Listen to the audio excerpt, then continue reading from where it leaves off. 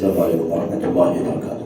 الحمد للہ رب العالمین والصلاۃ والسلام علی اشرف الانبیاء والمرسلین نبینا محمد وعلی آلہ واصحابہ اجمعین وبعد۔ یقول اللہ سبحانہ وتعالی اعوذ باللہ من الشیطان الرجیم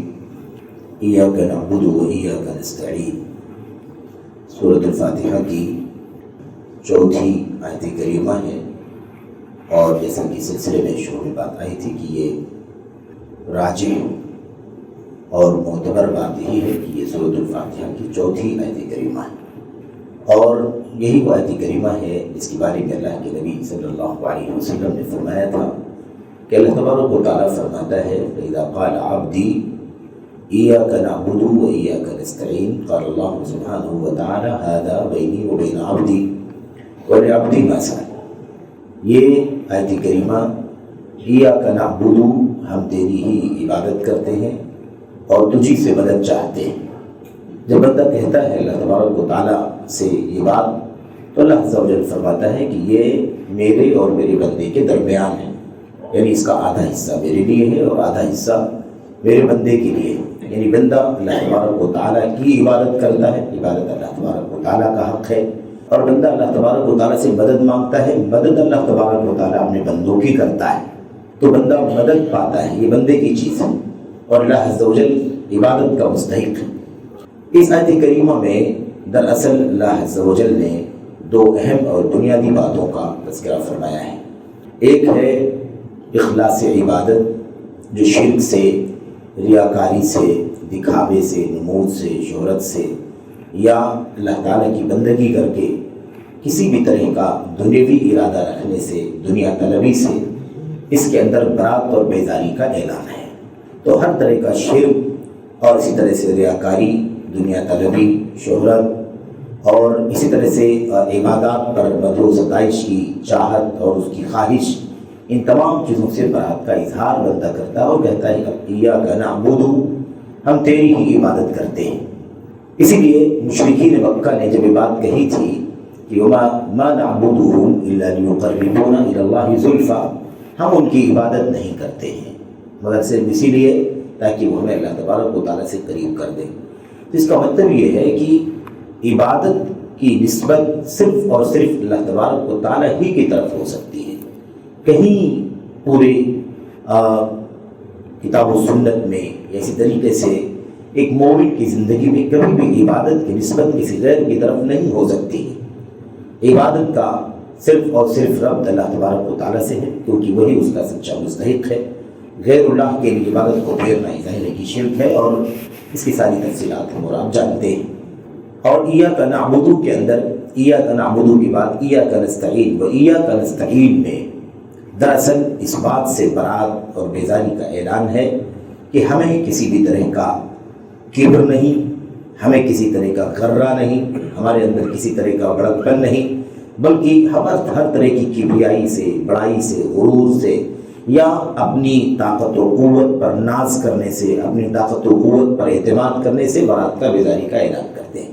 تو ایک ہے اللہ تبارک و تعالیٰ کی خالص بندگی کا اعلان کہ صرف اور صرف تیری ہی عبادت کرتے ہیں، ہم کسی اور کی عبادت نہیں کرتے، اور تجھی سے مدد چاہتے ہیں، یعنی مدد مانگتے ہیں، تیری مدد کے محتاج ہیں، تیری مدد کا مطالبہ کرتے ہیں، تیری مدد چاہتے ہیں۔ ہم تیری مدد کے بغیر، تیری طاقت کے بغیر، تیری قوت کے بغیر، تجھ سے مدد لیے بغیر کچھ نہیں کر سکتے۔ وَإِذَا اسْتَعَنْتَ فَاسْتَعِنْ بِاللَّهِ۔ اللہ کے نبی صلی اللہ علیہ وسلم نے ابن عباس رضی اللہ تعالیٰ عنہما کو، جو آپ کے چچا زاد بھائی تھے، صغار میں سے تھے لیکن حد درجہ بڑے علم اور ذہین فطین لوگوں میں سے تھے، صاحب علم تھے، قرآن کریم کے ترجمان بنے، اللہ کے نبی صلی اللہ علیہ وسلم نے دعا فرمائی تھی اللہم فقہہ فی الدین وعلمہ التاویل، اے اللہ انہیں دین کی فقہ اور علم عطا فرما اور قرآن کریم کی تفسیر کا علم عطا فرما۔ ابن عباس کو نصیحت کرتے ہوئے اللہ کے نبی نے فرمایا تھا احفظ اللہ یحفظک، احفظ اللہ تجدہ تجاہک، اور اس کے بعد اللہ کے نبی صلی اللہ علیہ وسلم نے فرمایا تھا اذا استعنت فاستعن باللہ، جب تمہیں مدد مانگنا ہو، اذا سألت فاسأل اللہ، اذا استعنت فاستعن باللہ، مانگنا ہو تو اللہ سے مانگو، اور مدد ہی طلب کرنا ہے تو صرف اللہ تبارک و تعالیٰ سے مدد مانگو۔ تو اللہ تبارک و تعالیٰ کے اس آیت کریمہ میں ان دونوں باتوں سے میرے بھائیوں برات کا بیداری کا اعلان کر دیا۔ ابن القیم رحمۃ اللہ علیہ کی مشہور کتاب ہے مدارج السالکین بین منازل ایاک نعبد و ایاک نستعین، کئی جلدوں میں ہے یہ کتاب، اور مدارج السالکین کتاب کے اندر ایاک نعبد و ایاک نستعین کے درمیان کیا نسبت ہے، کیا ربط ہے، عقیدے کی مباحث اور اللہ تبارک و تعالیٰ سے ربط ضبط لگاؤ، عبادت کی باریکیاں، عبادت میں کس طرح سے اللہ تبارک و تعالیٰ کو شریک کیا جاتا ہے، کس طرح سے اللہ عز و جل کا حق دوسروں کو دے دیا جاتا ہے، شریک کر دیا جاتا ہے، ایسے استعانت کا کیا معنی ہے، اس کے اندر کیا باریکیاں ہیں، کس طرح سے بندے کو صرف اللہ تبارک و تعالیٰ ہی سے استعانت کرنی چاہیے، ان تمام مباحث کو بہت تفصیل سے اللہ ابن القیم رحمۃ اللہ علیہ نے اپنے انداز میں، اور جو حد درجہ نرالا انداز ہے، بے مثال انداز ہے، شاید اس طرح کے مباحث ہمیں کسی بھی قدیم جدید مصنف کے یہاں نہ ملے۔ تو ایاک نعبد و ایاک نستعین، امام ابن القیم رحمۃ اللہ علیہ فرماتے ہیں، کہتے ہیں میں نے اپنے استاد شیخ الاسلام ابن تیمیہ رحمۃ اللہ علیہ کو بارہا یہ بات کہتے ہوئے سنا ہے۔ آپ کہا کرتے تھے ایاک نعبد تدفع الریا و ایاک نستعین تدفع الکبریا۔ ابن قیم رحمۃ اللہ علیہ فرماتے ہیں اپنے استاد کے بارے میں شیخ الاسلام ابن تیمیہ رحمۃ اللہ علیہ کے حوالے سے کہ میں نے بارہا ان سے کہتے ہوئے سنا ہے کہ ایاک نعبد یہ شرک کے علاوہ چھوٹا شرک، بڑے شرک کے علاوہ چھوٹا جو ریاکاری ہے، دکھاوا ہے، نمود ہے، یا نماز اور عبادت کوئی کام انسان کرے اور کسی اللہ کے لیے کرے لیکن کسی کو دیکھے کہ مجھے دیکھ رہا ہے تو اسے سنوار کر کے پڑھنا، اسے خوبصورت بنا کر کے پڑھنا کرنا شروع کر دے، یہ ریاکاری۔ تو کہتے ہیں ایاک نعبد یہ ریاکاری کو ختم کرتا ہے، اور ایاک نستعین یہ کبریا کو ختم کرتا ہے، یعنی ایک آدمی کے اندر کبر ہو، غرور ہو، بڑکپن ہو، یا اپنی صلاحیتوں پر ناز ہو، اپنی طاقت پر ناز ہو، اور اسے کسی بھی طرح کا کبر ہو، یا اس کے یہاں اس بات کا اظہار ہو کہ مجھے بہت طاقت و قوت ہے، مجھے کسی طاقت و قوت کی ضرورت نہیں ہے۔ تو اس طرح کا جو نظریہ، اس طرح کی جو سوچ اور اس طرح کی جو باتیں انسان کے ذہن و فکر میں بسا اوقات آتی ہیں، ایاک نستعین کے ذریعے سے اس کا بھی دفعیہ ہو جاتا ہے، وہ ختم ہو جاتا ہے۔ تو یہ ریا اور کبریا دونوں کے لیے میرے بھائی کو اللہ تبارک و تعالیٰ کی اس کلام کی آیت کریمہ کے اندر دفع ہے، یعنی دونوں چیزیں اس کے ذریعے سے ختم ہوتی ہیں۔ سورہ فاتحہ کو جب ہم پڑھتے ہیں الحمدللہ رب العالمین الرحمن الرحیم مالک یوم الدین، یہ تینوں آیتیں آپ دیکھیں تو اس میں جو انداز ہے وہ غیب کا انداز، غیب مطلب صیغہ غائب کا انداز ہے، مخاطب کا انداز نہیں ہے۔ اے اللہ تجھ سے، اس طرح اللہ سے مخاطب ہونے کا انداز نہیں ہے۔ تمام تعریف اللہ تبارک و تعالیٰ کے لیے جو سارے جہانوں کا پروردگار ہے، جو حد درجہ مہربان ہے، بڑا ہی رحم کرنے والا ہے، قیامت کے دن کا یا بدلے کے دن کا مالک ہے۔ دیکھیں آپ انداز یہاں غیب کے صیغے کے ساتھ، غائب کے صیغے کے ساتھ، جبکہ ایاک نعبد و ایاک نستعین چوتھی آیت کریمہ کے اندر انداز بدل گیا ہے، انداز مخاطب کا انداز ہے۔ ہم تجھ سے، ہم تیری ہی عبادت کرتے ہیں اور تجھی سے مدد چاہتے ہیں۔ دراصل یہاں پر اس لیے مفسرین نے اس پر وضاحت کی ہے اور کئی طرح کی باتیں کہی ہیں، اس میں جو بہت زیادہ واضح اور نمایاں بات ہے، سمجھ میں آسانی سے آ سکتی، وہ یہ ہے کہ اللہ تبارک و تعالیٰ کی حمد کرتے ہوئے، اللہ تعالیٰ کی تعریف بجا لاتے ہوئے، اس کی عظمتوں کا حوالہ دیتے ہوئے جب بندہ یہاں پہنچ رہا ہے کہ اپنی بندگی کا اظہار کر رہا ہے کہ عبادت صرف اور صرف تیرے لیے ہے، تو یہاں پر یہ چیز واجب ہو جاتی تھی کہ بندہ اللہ تبارک و تعالیٰ سے مخاطب ہو کر کے کہے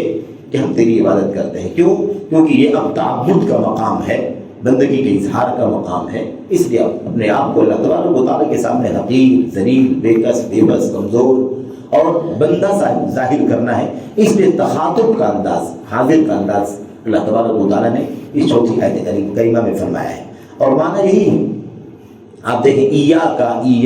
دونوں میں مفعول کو مقدم کر دیا گیا ہے، گرامر کے حساب سے جانتے ہیں اسے مقدم کر دیا گیا ہے، بجائے اس کے یہ کہا جاتا ہم تیری عبادت کرتے ہیں، ہم تجھ سے مدد چاہتے ہیں، یہ کہنے کے بجائے ہم تجھ سے ہی، یہ کا کو پہلے لایا گیا، اور جب کا جب پہلے آتا مقدم کیا جاتا تو کا نہیں رہ جاتا بلکہ ایاک ہو جاتا ہے گرامر کے حساب سے۔ بہرحال تو اس لیے اس میں آپ دیکھیں کہ اس کو محصور کرنے کے لیے صرف اور صرف تیری ہی عبادت کرتے ہیں اور ایسے ہی تجھ سے ہی مدد چاہتے ہیں، تو یہ تاکید پیدا کرنے کے لیے، اہتمام پیدا کرنے کے لیے، حاصل کرنے کے لیے کہ بس عبادت صرف اور صرف تیری کرتے ہیں، مدد صرف اور صرف تجھ سے مانگتے ہیں، یہ ثابت کرنے کے لیے اس کو ایاک پہلے کہہ دی، ورنہ کہا جا سکتا تھا نعبدک و نستعینک، نعبدک و نستعینک، لیکن اللہ نے فرمایا ایاک نعبد و ایاک نستعین، تو تجھ سے ہی تیری ہی عبادت کرتے ہیں، تجھ سے ہی مدد چاہتے ہیں۔ امام حضرت عبداللہ ابن مسعود رضی اللہ ابن مسعود حضرت عبداللہ ابن عباس رضی اللہ تعالیٰ عنہ فرماتے ہیں، اس کا معنی ہے لا نعبد الا ایاک ولا نستعین الا بک، ہم نہیں عبادت کرتے ہیں بس صرف تیری ہی، سوائے تیری، اور نہیں مدد طلب کرتے ہیں